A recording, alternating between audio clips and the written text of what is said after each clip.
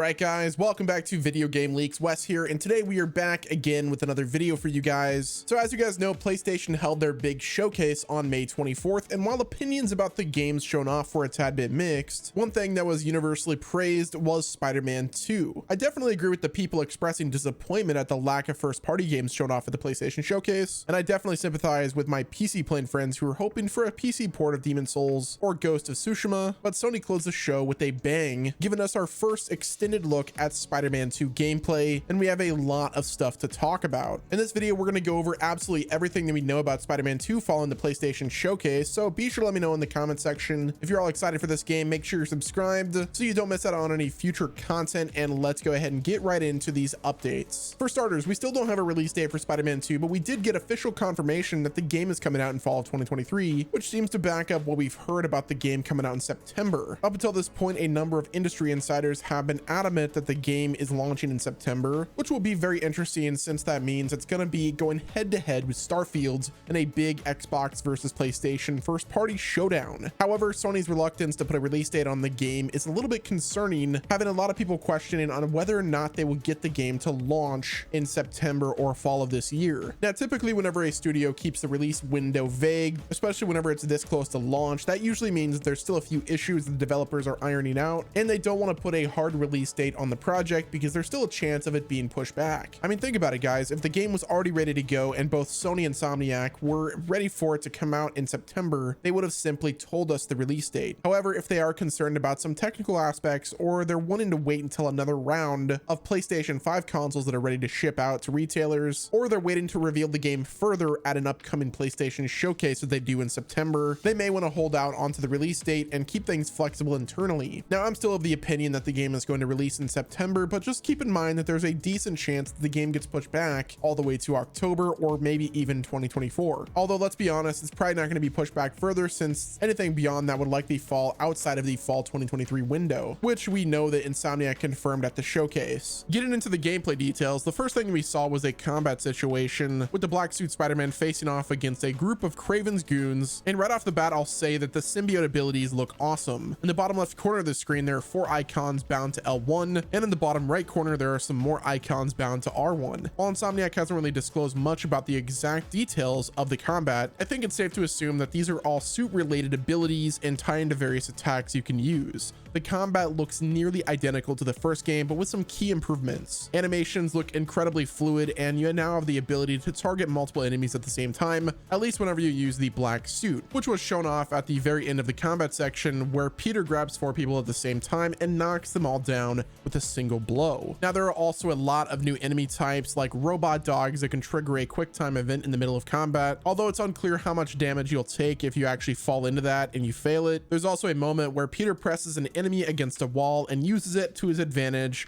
but it's not part of a finishing move, which makes me think that there are going to be environmental takedowns in this game, similar to Batman Arkham games, where Batman would automatically slam an enemy into a nearby wall or fence if you were fighting next to it. So if you're in combat and you're near an interactive set piece, it looks like there's a chance that Spider-Man takes advantage of that. Switching over to Miles Morales, he seems like more of the traditional Spider-Man experience, albeit with a bunch of cool gadgets at his disposal, as well as a drone companion who is Gank from the first game. Miles also has 2 miniature weapon wheels bound to L1 and R1 that I'm sure we're going to learn more about as we get closer to the game's launch, and just about every ability from the first game is returning with a number of additions like double perch takedowns and triple gadget takedowns. Now, I do have to say I'm reminded of Batman Arkham City in the way that the gameplay has been evolved, meaning most of the skeleton of Spider-Man 2 is kind of the same as Spider-Man 1, but just about everything has been increased in scale, power, and fluidity, making for a game that I cannot wait to get my hands on and try for myself. Now, another key addition to the game is the wingsuit, allowing you to glide around the city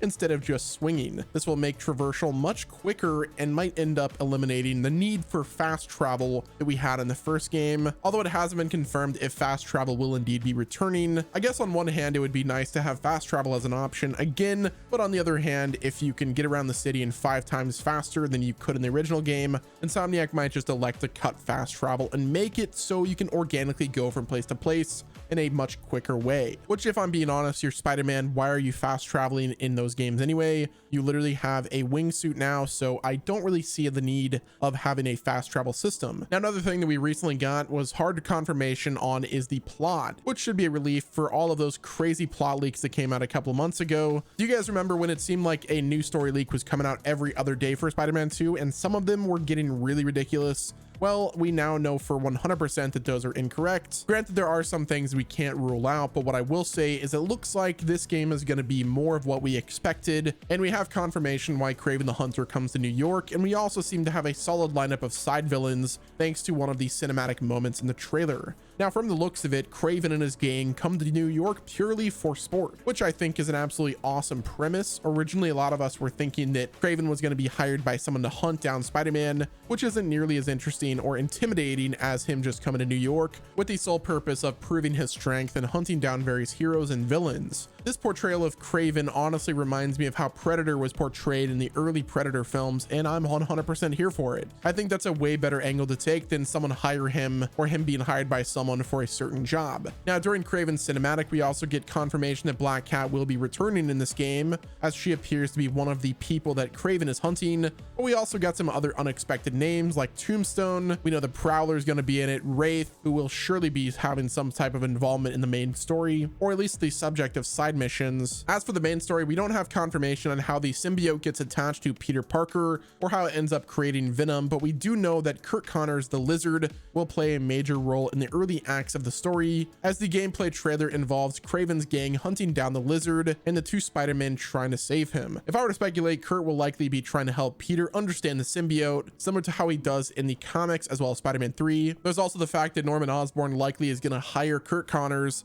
to try to help him save his son Harry. Now, the black suit, just like the comics as well as the movies, seems to make Peter a much more aggressive and angry person. It's almost like there's some tension building between him and Miles, which obviously further adds to the theories that those two are going to be facing off at some point in the campaign. Now, Insomniac did a great job of showing us some key elements of the story without giving too much away, because like I said, we still have no idea how Venom or Eddie Brock fit into the game. We don't exactly know what's going down with Norman Osborn. We know that Harry was mentioned in the trailer, but as far as what we've seen, it looks like it's very interesting and I can't wait to get my hands on it. Now, in regards to the leaked co-op elements, it seems like they're not going to be in the game at all. There was confirmation from Insomniac that it wasn't happening, which, if you didn't know, leading up to the release of this gameplay reveal, we were hearing a lot about Spider-Man 2 and how it would feature a co-op, and the Miles Morales voice actor even confirmed it himself. However, Insomniac stated in a tweet recently that the story would be single player only, and this gameplay trailer or reveal seemed to confirm that by having players swap perspectives from Peter and Miles. However, this does not rule out some kind of co-op bonus mode, but let's be honest, it's probably not going to happen. After all, we were told pretty explicitly that Spider-Man 2 would not feature a co-op mode, regardless about the fact that there was a ton of unused co-op assets that were discovered in the game files for Spider-Man Remastered on the PC. So even though the story mode is entirely single player, it is totally possible that we'll get something in the future, maybe a PvE mode. But like I said, I think that's all just copium. Either way though, guys, that's going to be all of the updates for Spider-Man 2's gameplay. Let me know if you're excited for this game. Are you going to be playing it?